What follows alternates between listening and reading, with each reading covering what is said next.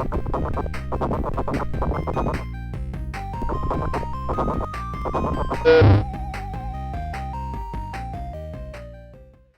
there, my name is Rhett Downing. I'm a master's student in mass communication with a strong research focus in communication studies and interpersonal relationships. Today we're going to be going over more nutrition stuff, and I know that's not my field of study, but because I am becoming a researcher, it's really cool starting to learn how to read research. So I figured even if nutrition is a passion of mine, I can share some of the stuff that I'm reading, even on my own time. So, we're going to be going over this fast food consumption among adults in the United States. I highlighted 2013 to 2016 because it's a little dated. So, bear that in mind. That's okay though, because my job is to give you an idea. And then we're going to be going over this, a brief snippet, just the conclusion. And I'm only doing that because I want to give you all the juiciest pieces of what I'm reading. Now, what comes with this is I strongly encourage every single one of y'all to go read these papers on your own, because just reading the conclusion is similar to reading the abstract and then citing the abstract. I am not taking emphasis away from reading the bulk of the research. This was a literature review and quite an extensive one. They found some good stuff reviewing other literature. So they went over biological mechanisms.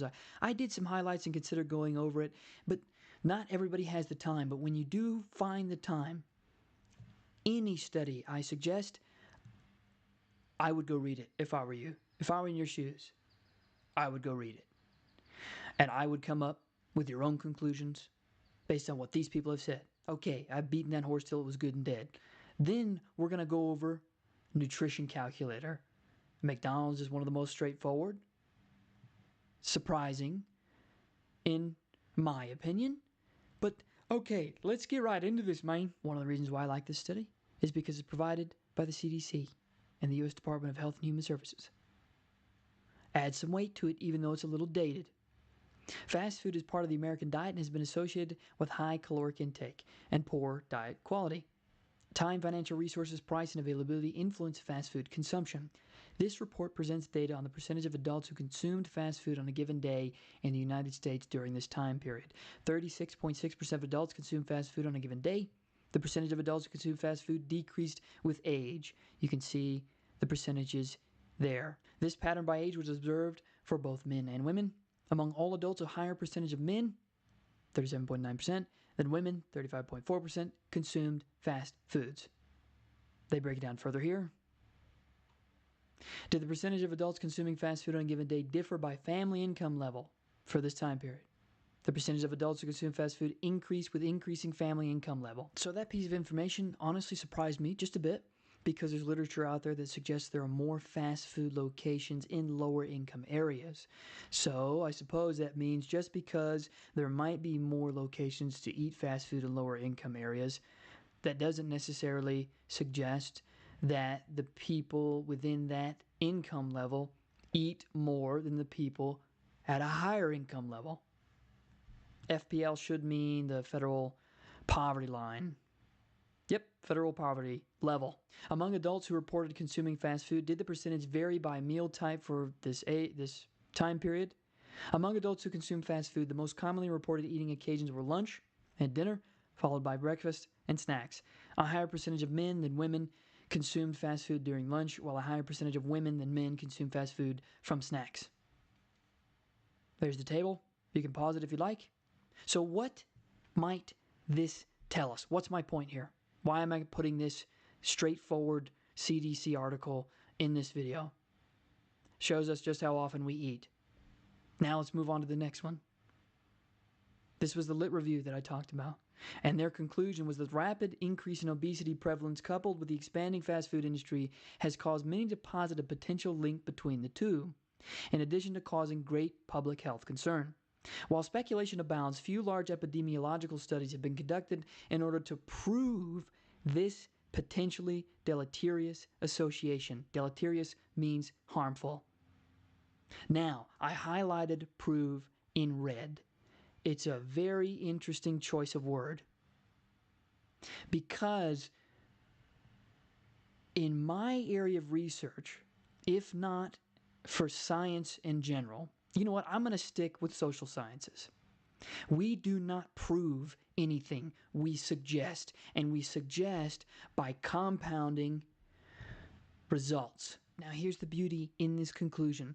Even though we cannot prove, experimental studies have provided strong evidence for the independent role of fast food consumption contributing to increased caloric intake, hastening rates of weight gain or obesity. A lot of this stuff might be common sense, so why am I bringing it up? This is why. We're moving on to the calculator. Here's what I put in. Large Coke, large fries, and a quarter pounder with cheese. A Royale with cheese, baby. We're going to look at the nutrition facts. You ready? Let's do a drum roll. 1,300 calories for one meal. 49 grams total fat. 62% your daily value. 187 grams total carbs. 68% your daily value. 37 grams of protein. That's a little bit more protein than I expected. For McDonald's. Look at this. Saturated fat. 78% your daily value. It's got a decent amount of fiber in there. That also surprised me. What is fibrous in there? I don't know. Calcium? Trans fat? Oh my goodness, be careful with that, please. Trans fat's the worst fat in the world. At least that's how they taught it. 89 grams of sugar in one meal. Look at this. My goodness gracious. 173% your daily value of sugar in a single meal. Say, for instance, we eat 3 meals a day, and most of us snack. Most of us, including me. That's why I did a video on snacking. I had to find healthier snacks. Because one meal turned out to be 173% my daily value of sugar. Now, sugar's okay. It's good for you. In good amounts. Not too much. Too much of it turns into fat. If I'm speaking in simple terms, if your body's not using it.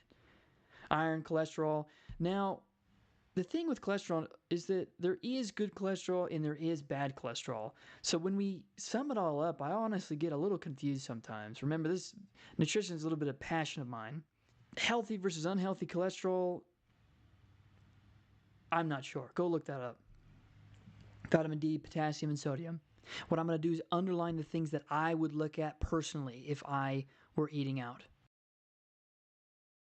Everything else, unless you were trying to eat healthy, I wouldn't necessarily take into that much consideration as much as these other ones. A lot of people don't look at sodium as much as they should. You would start taking a look at the sodium content in the things you eat, especially if it's packaged and especially if it's fast food. If it's packaged or frozen, you need to put it in the freezer, it likely has a very high count of sodium. And just be mindful of that. Just be mindful of that. Because again, too much of anything is bad for you. But my goodness, look at these numbers. Look at how high, this is one meal, my friends, one meal. One meal is 1,300 calories. It's already a little bit more than your daily value. If you're based on a 2,000 calorie diet, and that's how we base things, 2,000 calorie diet. My point is how many of us go to this nutrition calculator on McDonald's? And the sad part is that, do not be mistaken, if they were not required by the government to put this up somewhere where people can find it, they wouldn't. They wouldn't, period. They would not want us to know what we're eating. Has anyone ever read The Jungle? Yeah, that might actually give you a decent idea of how things used to be. Grade A premium meat for mulched up pig. Mulched up remnants of a pig. Thank God it's not what it used to be. Not as similar to what it used to be. The Jungle's a novel. Don't get me wrong, it's a novel. but it depicts how people will be taken advantage of. How many of us have seen this website, Nutrition Calculator on McDonald's? Another sad part, it's not as easy, not as simple to get to with other websites. And this is just what I would get. Coca-Cola, large fries, quarter pounder with cheese. And for a moment, do not think you start getting mediums. I put large on purpose. Hey, you want to supersize that? Absolutely. Is that even a question? Yes, I want to supersize it. Give me the largest size you have, man. I doubt there's anybody out there who's getting smalls and mediums. Maybe for those snacks, right? Maybe for their kids, right? This all just stems into what we're teaching each other. Hey, let's go to Mickey D's. Give me the most fattening stuff in the world. I'm passionate because I want us to be healthy. And being healthy isn't as hard as people chalk it up to be. Sometimes taste can be difficult when it comes to healthiness. But if you start, you're going to learn what you like and what you don't like and what you can do with the stuff and mix it all together and make it good. I hope to God you might consider looking at the nutrition of what you're eating. Because this, I'm going to be honest, is absolutely ridiculous. And don't get me wrong, I'm no angel. This makes me want to go to Mickey D's right now. You think I care about the calorie count if I were eating it right now? No. It's good. Please take into consideration just how high these counts are. Wow, okay, good. It's got some protein. You want to substitute this meal for your protein intake? Ooh, I was going to say be my guest, but please don't do that. That's a decent amount of protein. Does that come from their beef patty? That's got to come from the beef patty. My God, 40 grams? I don't think I typically get a beef patty with nearly 40 grams of protein in it. Do I? I thought it was like 20 or 30. That's surprising. Maybe it's just what they do with their food. 68%. Okay, I'm rambling, but it's one meal. You can split this up into 3. 68% your daily value, what you're supposed to get in one day. Do you understand where I'm coming from? It sounds insane. Insane. And I'm just now trying to clean up my food. Okay, I've been trying to clean up how I eat for years now, but it's hard. I'm just now starting to get stable at it with the snacks. And this baffles me that I would eat this stuff nearly every day. One sitting, I would nearly already have my daily value of fats, carbs, and absolutely sugars. Why do you think it tastes so good? And then, my God, I haven't had a soda in like a couple months now, but a couple months isn't even that long. I crave them. And you want to know why?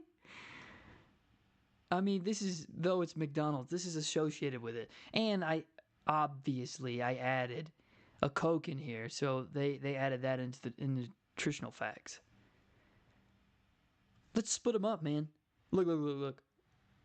Large fry, 490 calories. Do you know what you have to do to burn 490 calories? Of course, we're burning stuff as we're sitting here right now. If you're bouncing your leg up and down, that adds up. Me waving my hands all over the place like a madman, that adds up, sure.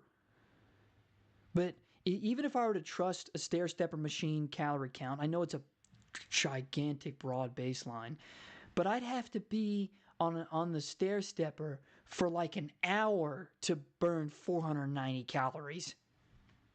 Unless the ones at my gym are off. 520 calories for one burger. 290 for a soda. And the thing is, if we're not using these calories, oh man, especially at my age, home dogs, it's going to round up. It's going to add up real quick. And you're not going to know what hit you till you look in the mirror when you're 30 and be like, oh my goodness, what happened? Don't be that guy. Don't be that person. Now, as passionate as a madman as I am, take this with a grain of salt. When it comes to nutrition, what's the golden rule, my dear friends? Everything in moderation. I can probably have this once a week, twice a week, with like a full week, 7-day period.